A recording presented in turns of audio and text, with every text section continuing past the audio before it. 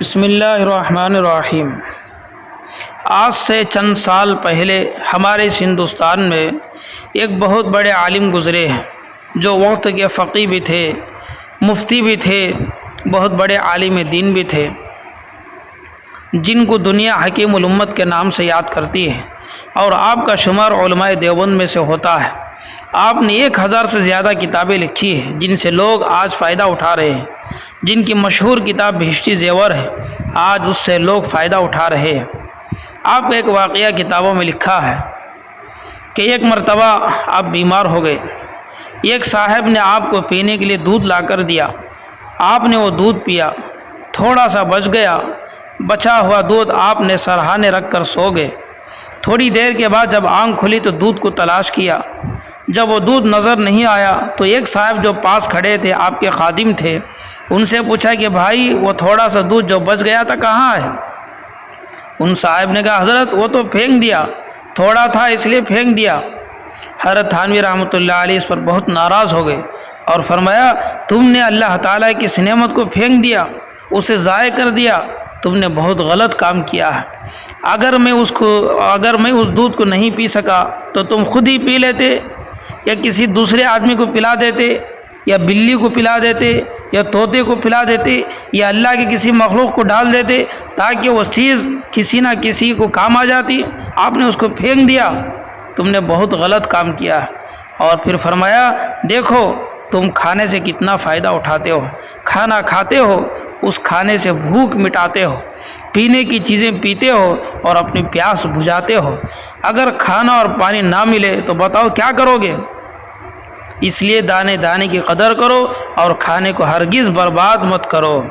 محترم سامعین، آپ نے سنا کہ حضرت نے کتنی بہترین نصیحت ہم کو کی ہے کہ کھانا ایک اللہ کی ایک نعمت ہوتی ہے، اس نعمت کی قدردانی کرنی چاہیے، کبھی بھی کھانے کو ضائع نہیں کرنا چاہیے۔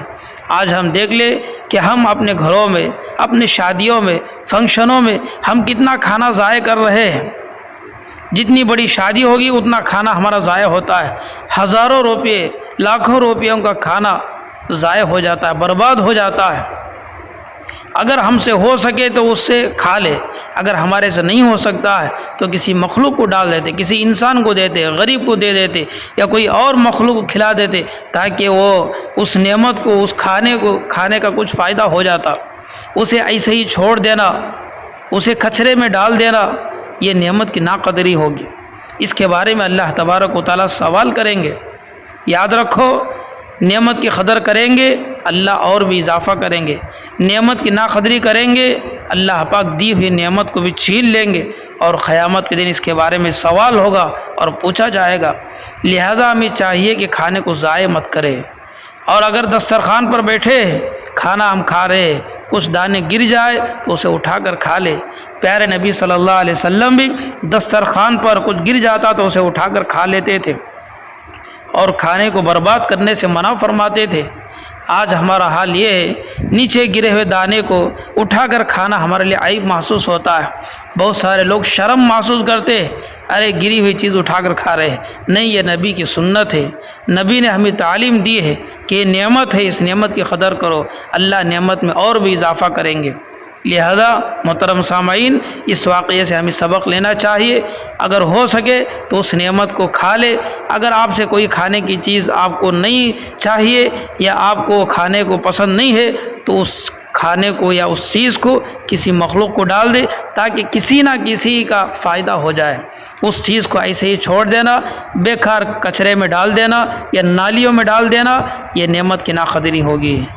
اللہ تبارک و تعالیٰ سے دعا ہے اللہ پاک ہم سب کو اللہ کی دی ہوئی نعمتوں کی قدر کرنے کی توفیق عطا فرمائے۔ حضرات اس واقعہ کو سننے کے بعد آپ خود بھی اپنی زندگی میں تبدیلی کو لائے، اور اس واقعے کو، اس ویڈیو کو دوسروں تک بھی شیئر کر دے تاکہ دوسرے بھی اس سے فائدہ اٹھا سکے۔ السلام علیکم ورحمۃ اللہ وبرکاتہ۔